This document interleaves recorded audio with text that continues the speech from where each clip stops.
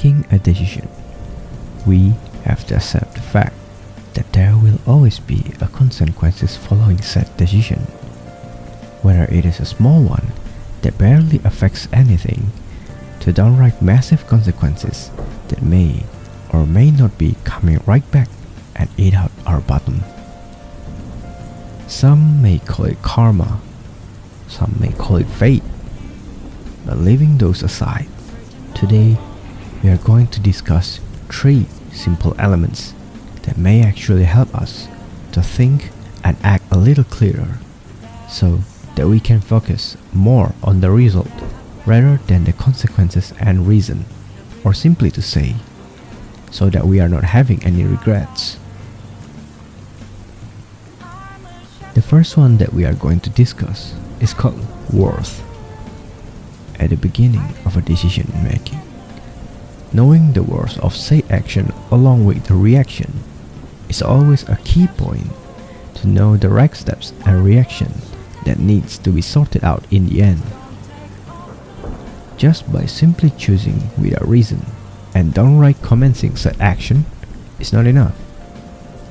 We need to understand which part is actually needed and which part is unnecessary.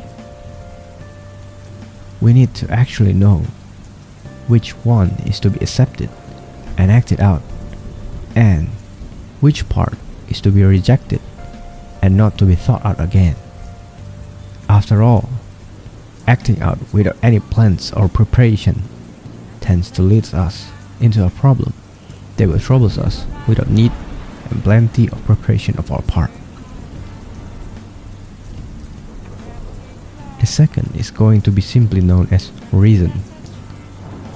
To have a reason in doing any kind of action is as important as having a wheel in a car.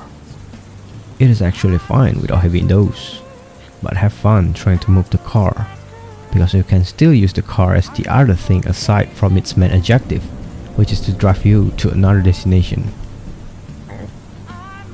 In the actual case in our life, it is actually acceptable whenever you are asked the reason you are doing a particular thing and you answer with no reason. No one is judging. I certainly will not. But have you thought out for how long you can keep up the notion of doing things without reason? Neither do I. If I get myself in that boat, I cannot fathom for how long I can keep doing said things without any kind of reason. Having reason will become some kind of a foundation and base in our life to keep doing things for a foreseeable future. When you have a reason in doing anything, you can reach and self-motivate yourself.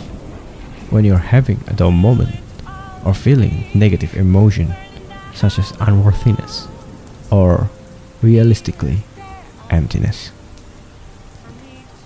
The final one is called judgment. No, not that kind of judgment as in court or biblical God sense, but more like judgment in a much smaller scale. Now that we know that the worth in doing certain action and the reason of us doing said action, we need to pick out the final yes or no to complete the whole sequence of doing something.